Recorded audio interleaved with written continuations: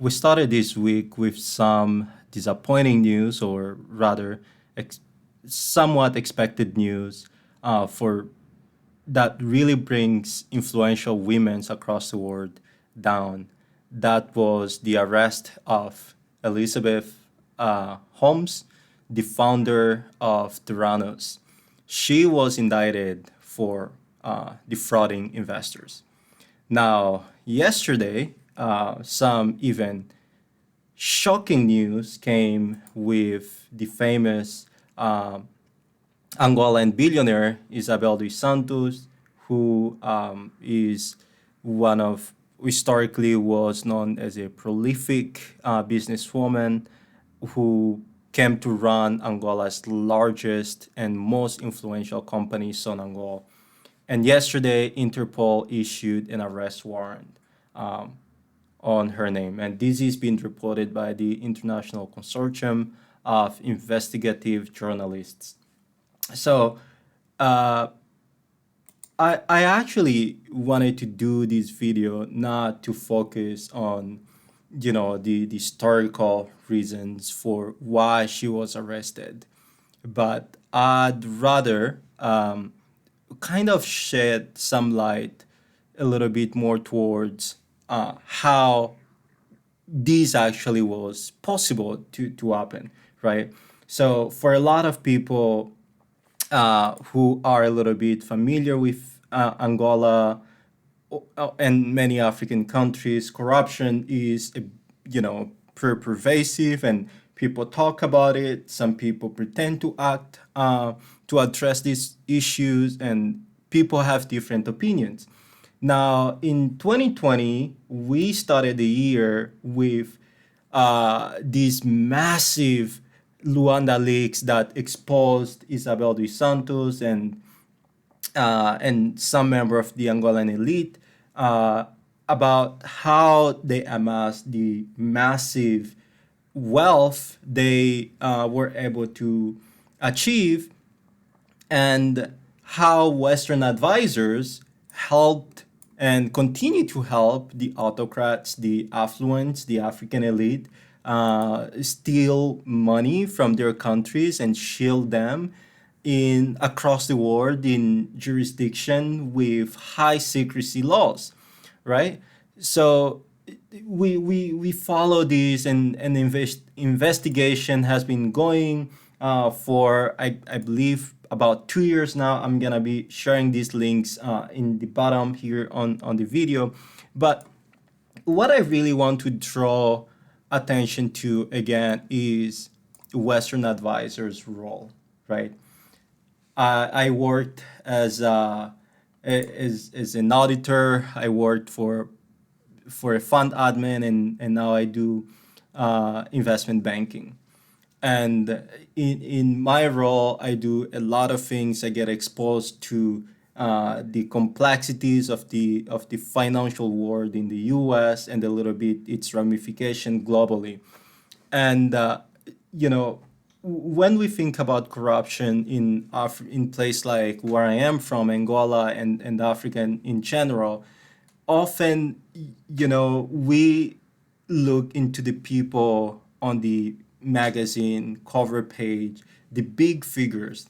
And one thing that is often dismissed is what are the infrastructure underneath them that empowers them and allows them to do what they do.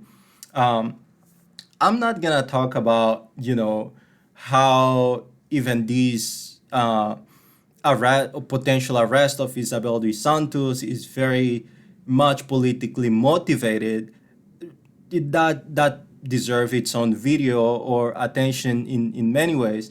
But we really have to look into some of these large companies. Actually, the ICIJ puts the stickers of these companies here. If you look closely here on my screen, you'll see BCG and PwC, two of the company that directly were named by this report as you read these. But there were many other companies, right? Consulting firms, other big four accounting firms, tax professionals, strategy consulting firms, and so forth, including banks. Right? She's been accused of money laundering. Like you can't move dirty money across the world without relying on bankers. Right? Financial institution, not only in your country as well as the countries where the money is going. And an obvious question is like, why she is the only person being indicted, being, you know, the regulators are trying to arrest. What's gonna happen with these accountants, with these consulting firms in Angola? Why isn't the government of Angola, issuing, revoking their license and ability to do business in Angola, right? So you're telling us that people who have facilitated corruption, fraud, money laundering, all the charges that she's being accused of, right?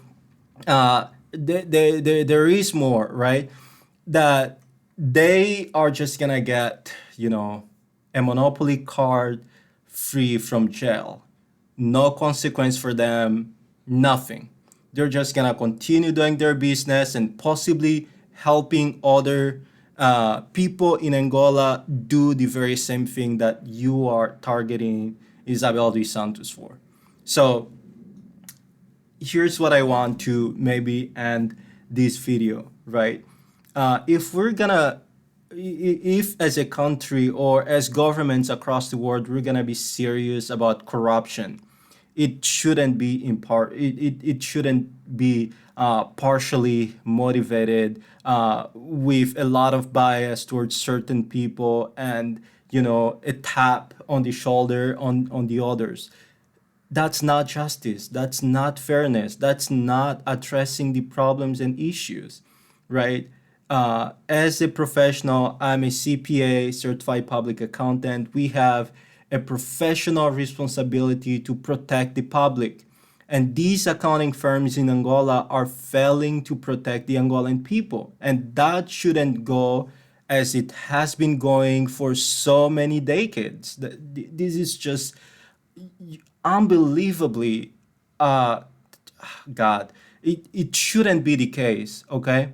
And our regulators in Angola have, we still have a weak regulatory environment. And the same people running the accounting firms are the same people advising many departments of the government. So many conflicts of interest there, right? So we really have to clean the house. If we want to take this serious, we really have to do a better job to hold people accountable, right? By starting not only with Isabel dos Santos, but we have to go to the system, the people who facilitate this system to work, right? The consulting firms, the accountants, right? The bankers networks as well, and make sure that, especially people in the US, right? The regulators in the US, you really have to do a better job overseeing what American companies are doing overseas in places with weaker regulatory environment. Even when I was an undergraduate student, this was a problem, and I talked about it. I one day when the at the time president of Deloitte was speaking at my university, Michigan State University, I asked the same question: what Deloitte was doing to ensure a strong corporate governance in weaker environment, and the response wasn't really pleasing in any ways. And I don't even know if they've made much changes in their operations in Angola, right? So the bottom line is I don't want to look like I'm singling out people or trying to make some companies look bad. That's not my goal, right? The facts are being presented by very credible organization like IG, by the Interpol, by regulatory bodies across the world. So my hope in doing this video is really to get the attention of relevant people who have the power of doing something to look beyond the public figures like Isabel dos Santos and go underneath to the mechanism, the structures that empower African elite to accomplish the level of fraud, the level of plundering of our treasuries that I've been doing for decades. So as I conclude this video, it's sad, but we kind of have to be doing these kind of things because otherwise, people just don't know the facts and are quick into judging into conclusions. So Isabel dos Santos, at one point, she was one of the most brilliant minds in business in Africa, in the world, for those who don't know the facts, right? For those of us who grew up in Angola, not very much, right? I've never been employed by one of her company. Those who have been employed by one of their company saw her like a goddess because their employment opportunities were very much conditioned with their loyalty to her. But it's just sad. It's sad from Elizabeth Holmes here in the US to Isabel dos Santos, Interpol warrant arrest.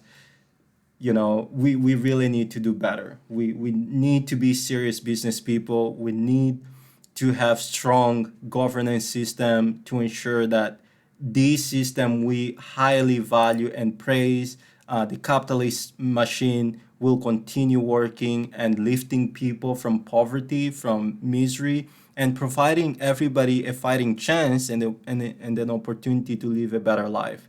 So open to comment, criticism. If I mention anything factually inaccurate, please call it out, and I'm happy to learn from you.